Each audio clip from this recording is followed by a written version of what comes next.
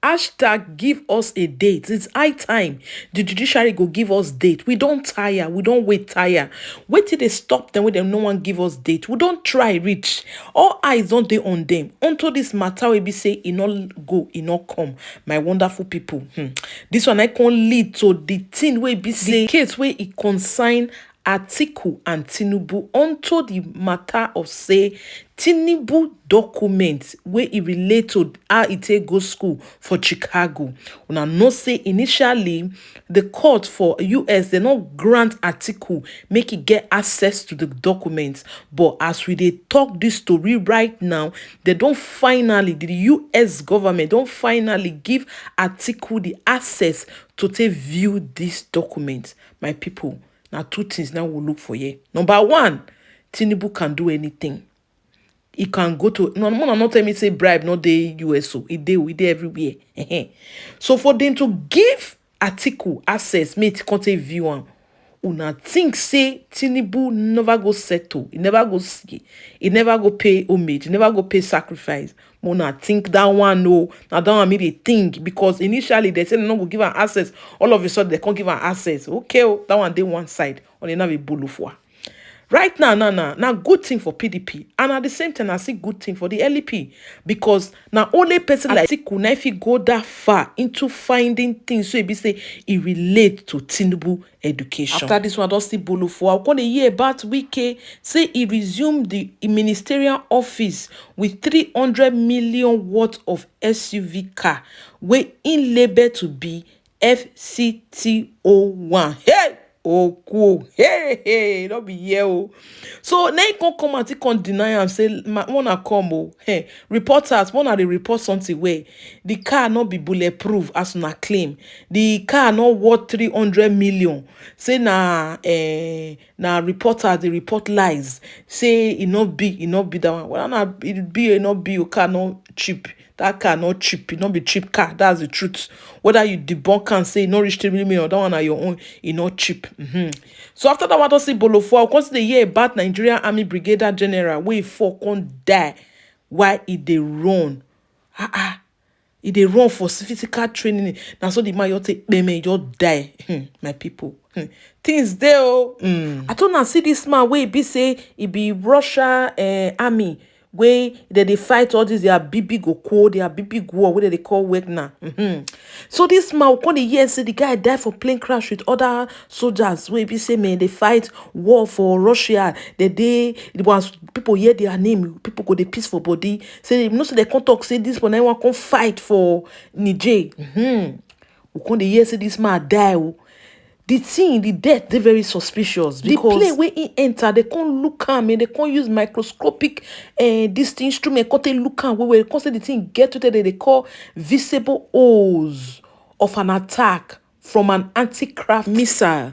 Say because the death they don't plan say they want to attack that aircraft, make they die. The question I be say how water to enter coconut. Where may I live in? Now be the question who they answer right now. Say, how come this people don't they fight or cool? They don't they fight war for a very long time. So why be say this Niger? Oh, now they don't carry their food chest. Say they want fight on behalf of Niger. All of a sudden they are strongest man among the Wagner. Now just payment like that with the other fellow soldiers where be say in rely on say men they be number one. Now you go like this, something is fishy. As US here I'm say this Russia Wagner man die. You know what the US talk? Hey, they just talk say they're not they surprised.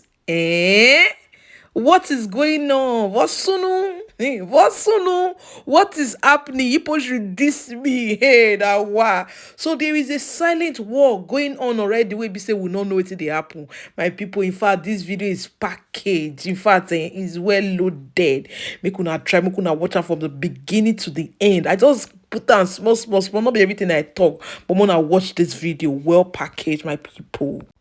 My correct people, so now Bod TV board where we analyze all the trends where they happen. Mona not forget to share. Make una like, make una subscribe. I will see you again. While awaiting the judgment of the Presidential Election Petitions Court, the People's Democratic Party presidential candidate in the 2023 election, Atiku Abubakar, took his battle against President Bola Tinubu's victory to a United States court. The 2023 presidential election outcome will go down in history as one of the most keenly contested in Nigeria. The poll, which was held on February 25, saw the Independent National Electoral Commission (INEC) declare Bola Tinubu as the winner of the election after polling a total of 8,794,726 votes. Atiku Abubakar and Peter Obi of the People's Democratic Party settled for second and third spots on the log after securing 6,984,520 and 6,101,533 votes, respectively. Former Kano State Governor and presidential candidate of the New Nigeria People's Party, Rabiu Kwankwaso, came a distant fourth after garnering a total of 1,496,687 votes. Showing their displeasure with the conduct of the exercise, the duo of Atiku and Obi filed petitions against the declaration of Tinubu, citing among other things the failure on the part of INEC to conduct the polls in substantial compliance with the Electoral Act 2022. While Obi and Atiku are both challenging Tinubu's eligibility to run for the office of the president in the first place, Peter Obi anchored his argument on the fact that the former Lagos State governor forfeited a total sum of $460,000 in the US in a drug-related case and also failed to secure 25% of votes cast in the Federal Capital Territory. On July 11, Atiku took it a step further when he filed a petition seeking to obtain more information about Tinubu's academic records at the Chicago State University. Documents sought by Atiku through his attorney, Angela Liu, include records of Tinubu's admission and acceptance at the university and dates of attendance, including degrees, awards, and honors he obtained while studying at the American University. Former Nigeria's vice president informed the court in his petition that Tinubu's subpoena was to test the truth and establish the correctness of his claims, adding that he is currently the president of Nigeria but faces a legion of petitions concerning his election and the authenticity of documents relating to his attendance at the Chicago State University, United States. In a countermove, however, President Tinubu filed a motion to quash the subpoena before the Circuit Court of Cook County, Illinois, Chicago, USA, against a fresh petition by Atiku. Nigeria's president, through his counsel, Victor Henderson, on July 19, asked the court to strike out Atiku's petition, arguing that no judge of the court heard and granted Atiku the subpoena. Tinubu argued that the petition was invalid for providing only 6 days for compliance, less than 14 days provided under Rules 219 and 137 of the Illinois Supreme Court rules. In his words, the PDP chieftain engaged in an improper fishing expedition about a foreign public official utilizing the Illinois court's subpoena power. Meanwhile, the United States District Court for the Northern District of Illinois, Eastern Division, has rejected Tinubu's application, saying it has the power to sit over the case instituted by the People's Democratic Party, PDP presidential candidate in the 2023 election, Atiku Abubakar. According to the court documents, the court established that it has jurisdiction over the matter under U.S. law, which authorizes any interested person to request that a U.S. district court order the discovery of documents and testimony for use in a foreign proceeding from persons who reside or are found within its district.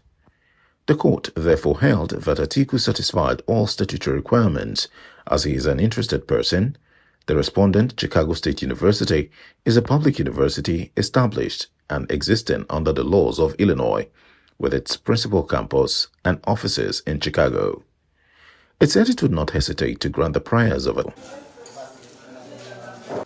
In November 2022, several months before the presidential elections, an Abuja-based lawyer, Mr. Mike Enahoro Eba, sued Tinubu over alleged certificate forgery, age falsification, and lying on oath. Enahoro Eba alleged in his complaint that Senator Bola Tinubu submitted an affidavit of personal particulars to INEC in June 2022 as part of a required filing to run for president, which included an alleged forged Chicago State University diploma dated June 22, 1979, and other information inconsistent with the Chicago State University documents. Mr. Enahoro Eba stated that after Tinubu made his INEC filing, Enahoro Eba obtained a subpoena from the Circuit Court of Cook County dated August 11, 2022, and served it on Chicago State University, according to papers filed by Atiku in the U.S. court on August 2, 2023, to substantiate the accusation.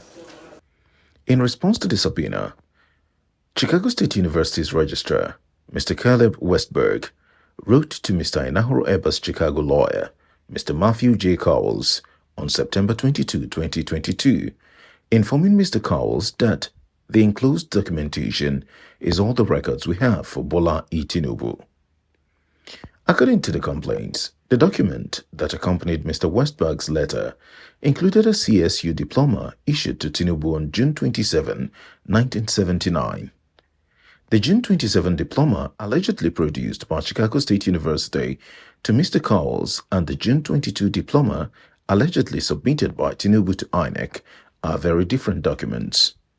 In addition to the dates, the documents have different seals, fonts, and language. The June 22 diploma has grammatical errors that the June 27 diploma does not have. They are also signed by different persons who are ostensibly officials of CSU. The June 22 diploma has 3 signatures, one of which purports to be the signature of Dr. Elnora Daniel as president of Chicago State University. The other 2 signatures on the June 22 diploma are illegible. By contrast, the June 27 diploma only has 2 signatures. They purport to be the signatures of Dr. Daniel, again as the president of CSU, and Dr. Neva Lubin as the chairperson of the Board of Trustees compare. According to the documents produced by Chicago State University, the Bola Tinubu who attended CSU was born in 1954, while according to the information provided to INEC, Mr. Tinubu was born in 1952. On August 16, People's Gazette reported that a U.S. court had set August 23 as the deadline for Tinubu to present persuasive arguments as to why Chicago State University should not be ordered to release his academic records to Atiku Abubakar, his rival, in the February 25 presidential election in Nigeria. The deadline, contained in court filings, seen by People's Gazette, was imposed on August 9 by Jeffrey Gilbert, the new magistrate judge assigned to the case at the U.S. District Court for the Northern District of Illinois in Chicago.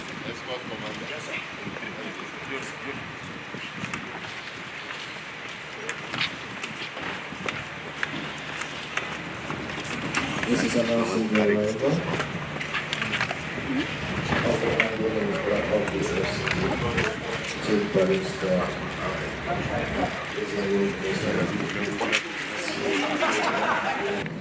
and as associated the Mr.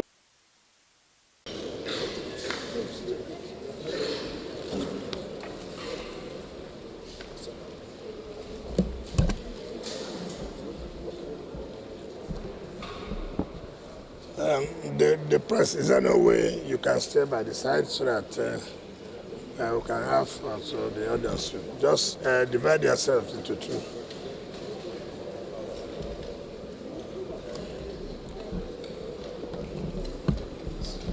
The Honorable Minister of State of the Federal Capital Territory, the Permanent Secretary, other directors that are here, the representatives of the Commissioner of Police and the Commandant of the Nigerian Civil Defense, Senator Olaka Wogu, and the member representing the Northeast Development Commission, by Sir Frank Owo, gentlemen of the press, ladies and gentlemen. Before I start, let me make a statement that pertains to the media. I hope the chairman of the FCC press corps is there. Where is he? Where is he? You know why? You know what? No, don't worry. I just wanted to know. I've said it clearly. Whatever you say, whatever you report, if it has a positive effect, you will be part of it.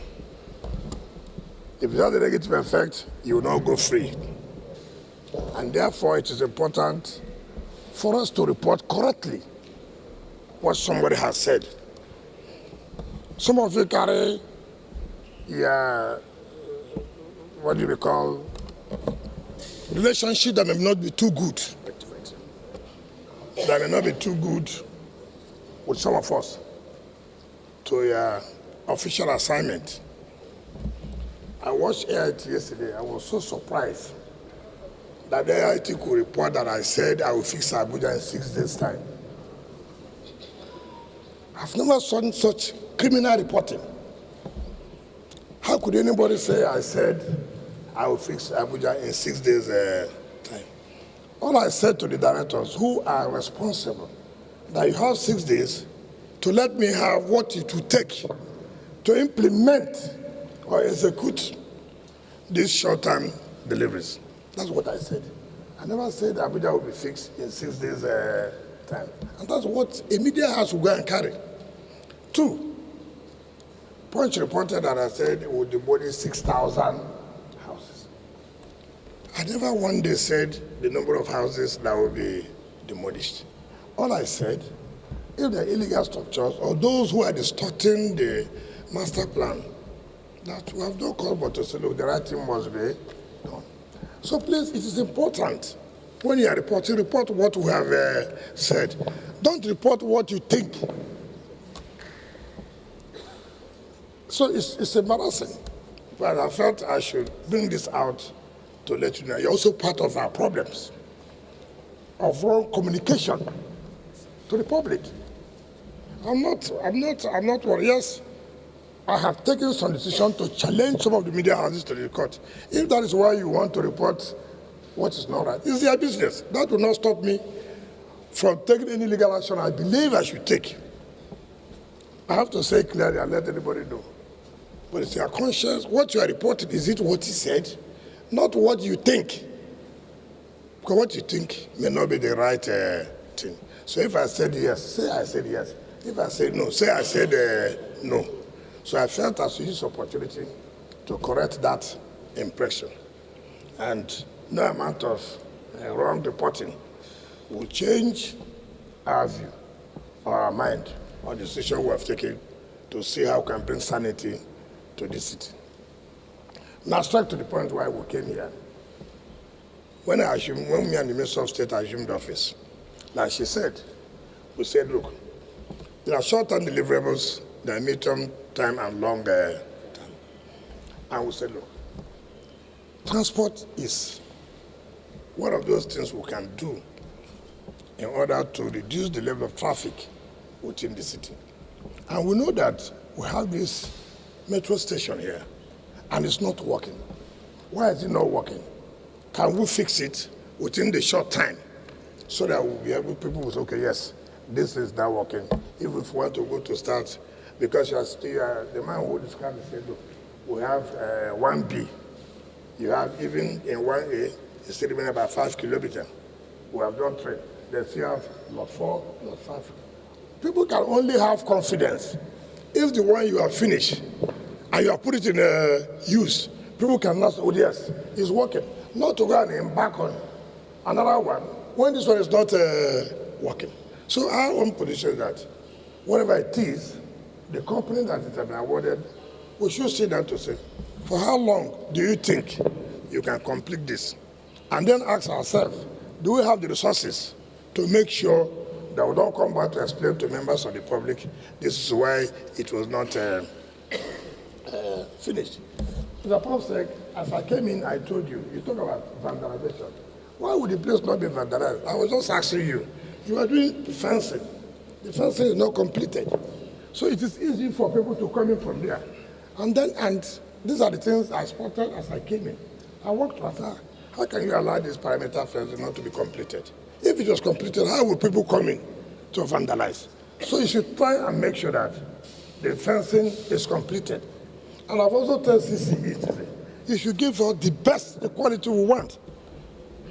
As I came in, I spotted things that I didn't like, and I have to tell the company, please, this is not the quality we must give to our people. And I've asked here as we came in, is the air conditioner working? It says working. As far as I'm concerned, it's not working. Because if it's operational, the number of people you have will tell you that that's not working. So please, I believe we'll be able to make our people to be happy. Because Mr. President has said, look, this excuses every time. It's not why people have been elected and appointed. We know there are problems, and so he has come to solve the problems. And we are his agents in solving those problems. So I can assure the public, this is one project we must take to a logical conclusion.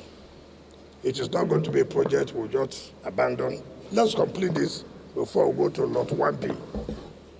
And I thought too, by when you started this project, you would have identified which areas are the most traffic areas. That's what is important. Most traffic areas where you talked about Yaya to Karo. You would have considered this. I don't believe in this just in the city for elites. Yes, it will help for those going to the airport. So you have the traffic decongestion, those going to the airport. But in future, let us consider which is most important for us now if we are trying to reduce the traffic area. But I can assure all of us, can go home and sleep with your two eyes closed. This metro station will start functioning. Even though I hear CCC is talking about 1 year, that has to reduce. You do everything you can to reduce it from 1 year to at least 8 months. I assure you the money will be given to you and let this project be completed, and Mr. President to come here and commission this project. I thank you very much. Thank you and God bless you.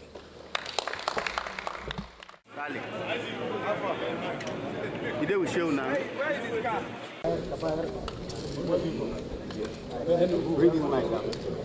Are we set, please? Please go ahead, Chairman.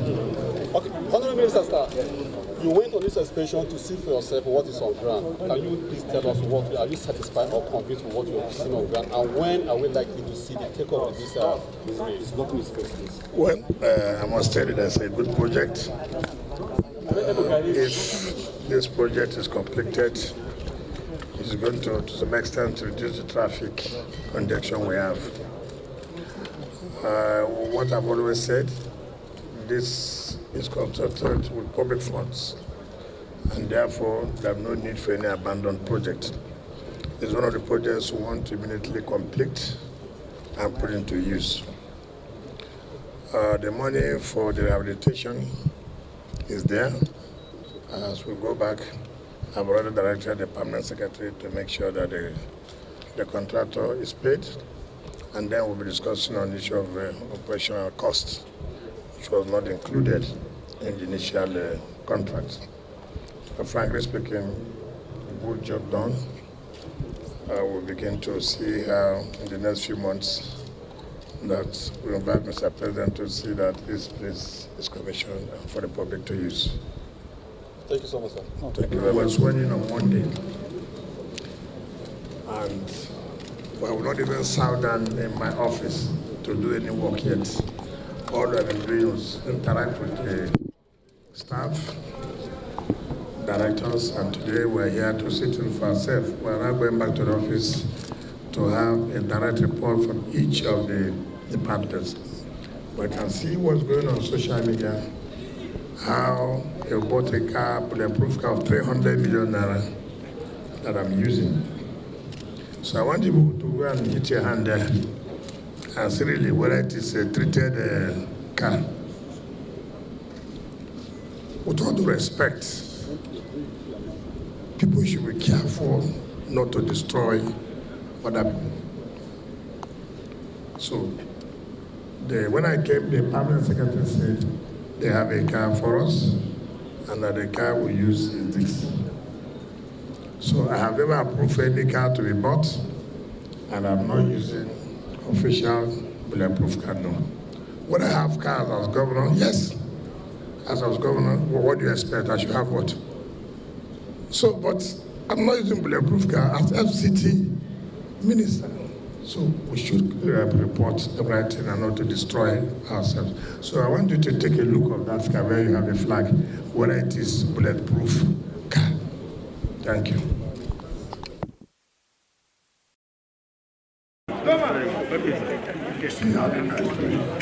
When you go tell them,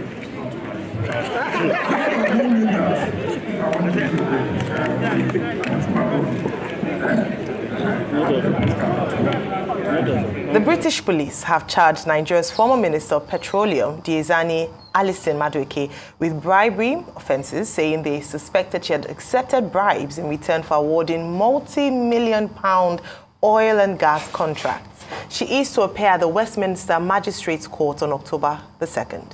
Alison Madueke was a key figure in the administration of former President Goodluck Jonathan, serving in his cabinet from 2010 to 2015. She also served as president of the Organization of the Petroleum Exporting Countries, OPEC. The National Crime Agency says Alison Madueke was accused of benefiting from at least £100,000 in cash, chauffeur-driven cars, flights on private jets, luxury holidays for her family, and the use of multiple London properties. She denies all charges of corruption. Okay. Diezani Alison Madueke, the powerful petroleum minister, the first female president of OPEC, and I believe the first female minister of petroleum as well. Back in the news. It's a very interesting one. To a large extent, a lot of Nigerians are happy, I think, from what I've heard. At least most of them that I've heard are happy that United Kingdom is picking on those who have chosen to have criminal intentions and to want to destroy the economy of their nation by stealing money or by being corrupt in their ways of dealing with public purse. It is good that they're doing this, but my concern is that they have spent several years, 4 or 5 years plus now on this case. And in all of this, all they can come up with is that she stayed in some people's house, that she is collecting jewelries as gifts. I'm expecting to see a really profound amount of money, disturbing amount of money, because all the allegations that Nigerians were sharing was that billions of naira, millions of dollars were being used and were stolen during the era of President Jonathan. And this woman, Mrs. Diezani Alison Madueke, is right behind it. So I expect to find a case of loads of dollars being said, not $100,000. So I'm concerned that some money is still somewhere and it's not being found, or the allegation of massive level of corruption is really not there. Because if it is there, then, like President Jonathan has said during his tenure, he said that if it is true, America will know. If it is true, FBI will know. He said that before. But I would expect that MI5 and all the intelligence agency, National Crime Agency in United Kingdom, and the Crown Prosecution, they will have sat down and they've done investigation over the years. I would expect that they will come up with something better than this. I don't know whether this can stick. And even if it does, it probably will just mean, look at the seriousness of the allegation. She's probably going to get a slap on the wrist for maybe a year or 2 or 3. It couldn't possibly be more than 5 years, unless they want to use her as an example and then give her a large number of years that it could be turned over if the case proceeds to their own Supreme Court. But I know that quite a lot of Nigerians who are not happy with what happened under Jonathan's era are happy that this is happening, but they're also concerned that, is this all they could find after so many years? Where's the rest of the money if it actually happened? So I'd like us to go into the facts of what they found, and we must also this morning commend the Nigerian authorities, the EFCC, because this was a collaborative work between our authorities here and I think they are called the NCA abroad. So it was a collaborative work, so they couldn't have done it alone. It was also a collaborative work with the EFCC, and this partnership has been solid between them. What the fact of the case says, yes, Diezani is 63 years of age, former OPEC chief, as we said. She's alleged to have benefited from at least £100,000 in cash, chauffeur-driven cars, flights and private jet, luxury holidays, and all of that. Her charge also detailed financial reward, including furniture, renovation work, staff of the property, payment of private school fees, and gift from high-end designer shops such as Cartier and all of that, Louis Vuitton. So it's not only about the 100,000, and there are also other gifts, you know. She currently lives in St. John's Woods. I mean, top Nigerians, about Nigerians live in St. John's. She's going to appear in the magistrate court on the 2nd of October. Andy Kelly, the head of the NCA International Corruption Unit, he said, "We suspect that Diezani abused her power in Nigeria and accepted financial rewards. We cannot sit here and preempt what the court would do, because that will be sub judice. All we can just say is they'll be able to look at the facts of the case. Diezani too will be able to put her facts forward on the case and, you know, let us know what happened." And also concerning what is happening, there are also assets worth millions of pounds sterling relating to the alleged offences that have been frozen as part of ongoing investigation. So it's not just about the 100,000. In March this year, NCA also provided evidence to the U.S. Department of Justice that enabled them recover assets totaling $53.1 million linked to Diezani in a corruption case. ICU officers also worked closely with EFCC of Nigeria, and that's why I say kudos to the EFCC, as well as the NCA-hosted International Anti-Corruption Coordinated Center, right? And the current prosecution has authorized the NCA to charge Diezani with bribery offenses, and the criminal proceedings are active, and she has a right to fair trial. So it's not just only about the 100K and the gifts. They're also linking millions, and you saw the case of the $53.1 million. So that's the full factor of the case, but we can't talk here because the judges will have to look at the case and sit on the case in the UK. They'll go through the full gamut. But I think the formative word here in all of this is that, you know, no matter how long it is, the long arm of the law will definitely catch up. It doesn't pay to be corrupt. And when people go into office, they should do that in truth and in honesty to serving, you know, our country. I think that's a watchword for the new ministers out there, but we cannot comment on the case because it is the whole legal process that will make the final decision of the case, so that it not be seen as sub judice. Yes, absolutely. But just to mention that the Buhari administration had sought to extradite Mrs. Alison Madueke, but this wasn't quite successful. Recall that she had gone to the UK on account of her health in 2015 and had said to have undergone treatment for an aggressive form of cancer. And so she had said that she wasn't running away from Nigeria or the law. It was just that she had to look after her own health. Now, fast forward later, we see the NCA, that's the National Crime Agency of the United Kingdom, saying that they are going to take her to court on allegations of bribery, even though her lawyers have come out to say that she was going to fight this forcefully and fight any allegations of corruption and bribery. Now, as is often said, that when we invite the minister on allegations of bribery and corruption, sometimes it's important to also investigate the principal. But this is often not seen because the minister is an employee of her principal.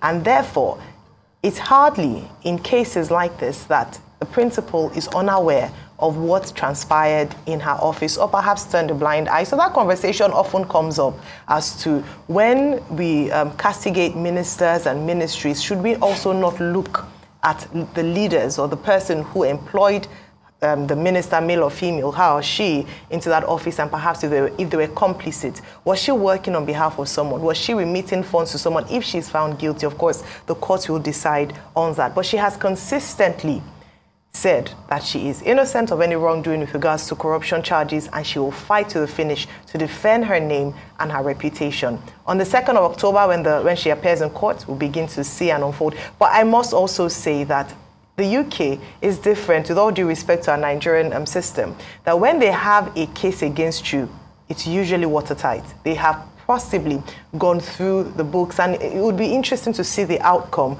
of this particular case.